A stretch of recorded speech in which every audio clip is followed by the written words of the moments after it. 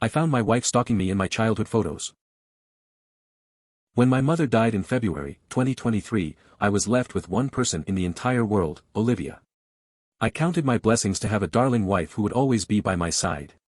Until I realized how terribly true that might be.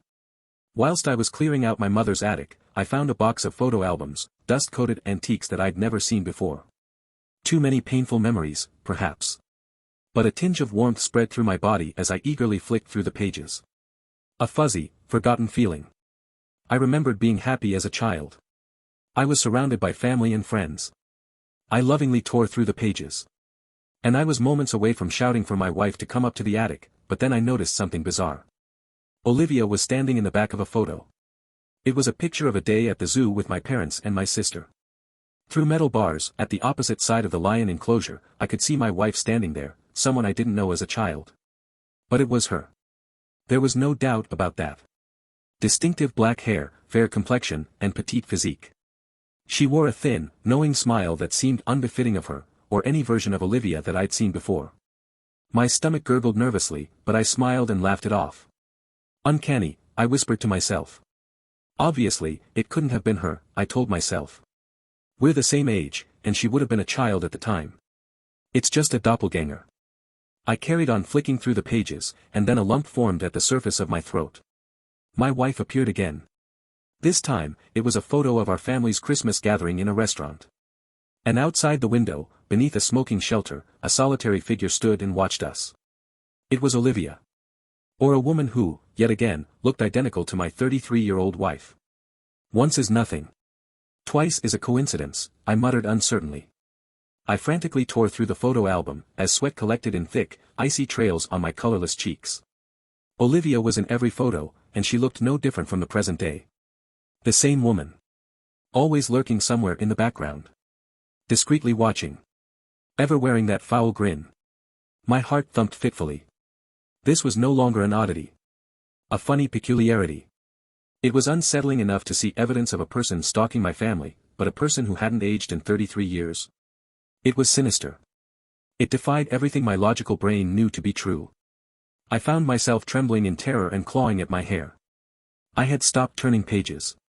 After seeing my wife skulking in dozens of pictures, I hadn't the stomach to continue.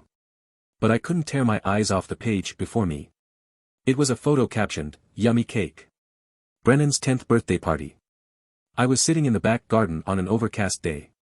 A decadent chocolate cake sat on my lap. My jubilant friends and family surrounded me. I was midway through blowing out 10 candles, and the flames leaned away from my pursed lips. There she was again. Hiding in a photo from the year 2000. Olivia would have been 10 years old, just like me. And yet the camera told another tale. This time, my fully grown wife cowered behind the short fence at the rear of our property. But the top of her head peered into our garden, and I could distinguish her distinctive black hair. Her eyes were bloodshot and thirsty. She was, perhaps most hauntingly, eyeing the camera. It felt as if she could see me in the attic. "You're losing your mind, Brennan," I thought, eyes still unable to look away. "This isn't real. It's all in your..." A sudden wisp of wind extinguished the attic light. My body shivered uncontrollably, and I found myself wrestling with an undeniable thought. It sounded like lips blowing air. Trying to steady my breathing, I anxiously patted the floor of the blackened attic. I wish I wouldn't leave my phone in stupid places, I thought. I wanted to leave, but I didn't trust myself to maneuver through my mother's cluttered attic in the dark. And then my fingers brushed over a familiar, smooth surface. Gotcha, I thought, before picking up my phone and turning on the flashlight. I screamed. The birthday photo had changed. The candles on my cake were gone, and I was sitting all alone. No family. No friends. Nobody. Not even Olivia. I stumbled to my feet and dropped the book. The floorboards moaned as I shifted my weight backwards. I had to get far from that cursed book. That cursed attic. I twisted to run for the attic door, but I didn't move beyond that first step. My torch light illuminated something horrifying. Poking her head through the attic opening, Olivia smiled at me. Her eyes mirrored those in the numerous photographs I had just seen. Her pupils seemed darker. Whiter. Red veins painted the corners. And her eyes rippled ever so slightly, as if they were not really eyes at all. I don't know what happened to the woman I married, but that wasn't who eyed me from the attic door. She was a horror. Some rabid mouse that had soundlessly slithered up the stairs and the ladder. My wife giggled. "I'll eat you from the inside out." And then the woman plummeted through the attic door, disappearing from sight. Thinking only of escaping, I lunged for the open door. But something seized my ankle, chaining me to the attic. I spun to face my shackle, and my mouth parted in wordless terror. From the open page of the photo album, Olivia's twisted arm and face had emerged. She offered a toothy grin and unhinged eyes, as she attempted to pull me into the picture. Vile bile. So rich. And with our consummation, it becomes complete. I cried in agony as I was dragged to hell by the thing that I had loved for 3 years. A hellish demon I had believed to be my wife. But it seemed I truly had nobody left. Nothing but a cancerous tumor clinging to my very essence. It was draining the last of my pain. The last of my suffering. I closed my eyes and thought of my loved ones. The loved ones I was certain I would shortly see again. As the terrifying, demonic limb pulled my leg into the photo album, I prepared to meet whatever fate awaited. All of that anger. The years spent in a perpetual psychological nightmare. For nothing.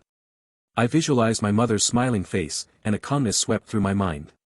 "I worry about Brennan," she said. I started to fib, before deciding to unburden the weight on my chest. "No. I'm not fine, Mum. But I will be." Suddenly, the hissing ceased. All sound ceased. And when I opened my eyes, my wretched wife was gone. My ankle was no longer merging with the laminated plastic, but it throbbed painfully. The bottom of my trouser leg bore claw-shaped tears, and it was stained with fresh blood. To be certain the entity had vanished, I cast my phone light onto the book, and the picture of my 10th birthday had returned to normal. I wasn't alone. I was surrounded by friends and family. Nothing could destroy that memory in my mind. But I shuddered as I turned the pages of the book. My smiling wife was still lurking in the photographs. I fled the house, and I haven't looked back. It's been a year, and I don't fear the memories anymore. I'm moving forwards. I'm learning to love again. I'm learning to open myself to new people and new memories. But I still fear loss. After all, that horrifying woman waits for me. I know she does. I fear the day that I notice her in a new photo.